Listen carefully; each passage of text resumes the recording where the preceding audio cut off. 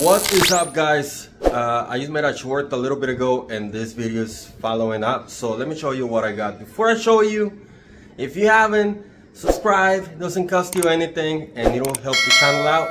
But other than that, I'll affiliate links in the description below, and let's talk about what's right behind me. First of all, excuse the mess. It's too hot outside to be working in the garage. So like I did on the short, I was actually replacing the headset, and I did.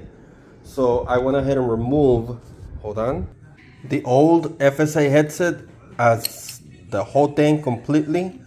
And as you can see, it was a little bit damaged. I don't know if that was causing the creaking issues, I don't know, but hopefully this new headset, which is the exact same replacement, will take care of the problem.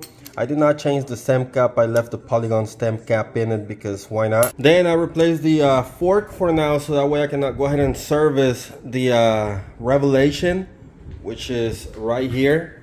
I actually had to cut this much of the SR Suntour Epixon 34. By the way, I have a review on that one, and it's not a bad fork at all, and it's already set up for my weight and everything.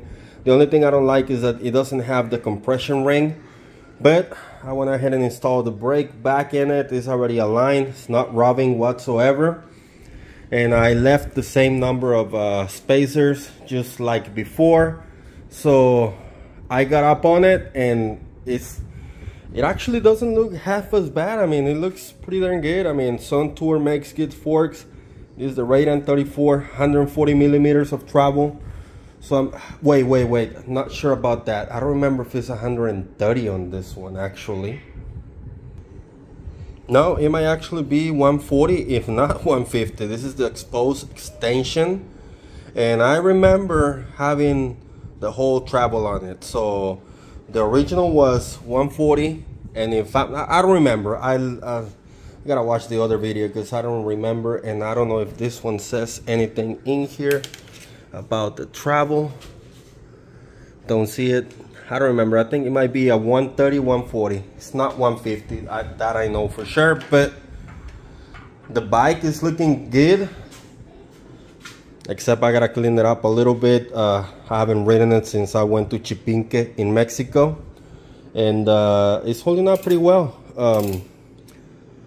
I want to go tubeless. I already have the bow stems. I already bought the sealant and everything, so that's probably gonna be another video, because I know when I got these wheels straightened up, they didn't charge me anything because they couldn't get it like 100% even, and they replaced the nipple, and I did not check if they actually took off the tubeless tape, and if they did, no big deal. I can just go ahead and put in Gorilla Tape and it'll hold up because these are tubeless ready.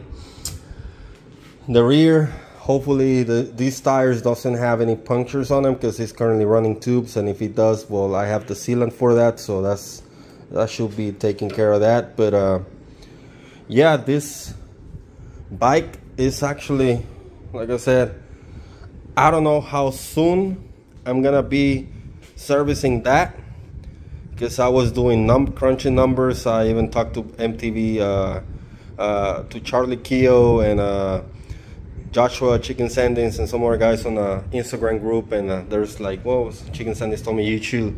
It's a learning experience, which yes it is, but then I don't know, we'll see, because it was just on parts. I will be spending like $100 just to replace like the 200-hour service that's replacing the lowers and everything. It sounds really clunky, so I'm pretty sure it might be even dry, so I might just go ahead and do the uppers, replace the seals, replace the oils and all that, grease it up, and it should be back and running. Because it has not seen any bad terrain or big jumps or anything like that. So it is a pretty good fork, and I actually like that a lot. This one too. That's a 35 millimeter extension, if I'm not mistaken. Yep, 35, and this is a Epixon 34, so this is gonna be 34 millimeter extension. So 1 millimeter difference, but I don't think it's gonna affect the way that I ride. So I'm pretty happy with the end result for now, and I hope all the creaking is gone with this brand new headset, because that was the main thing that just had me like all the time, like click click click click click. It was bad. So yeah, this was just a little update on the T8. This bike is not gonna go anywhere anytime soon. I don't have any plans for this to go away unless it breaks with the frame breaks on it like that, because I love this thing.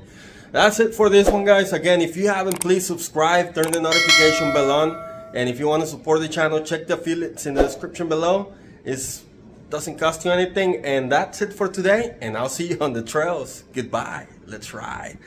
Oh, by the way, if you want to see like a few more things about behind the scenes or anything like that, follow me on Instagram. So I post pictures in there sometimes that gives you an idea of what I'm working on next. It's at AlexMTB84, and you'll see it somewhere over here. That's it, guys. See you in the next one. Goodbye.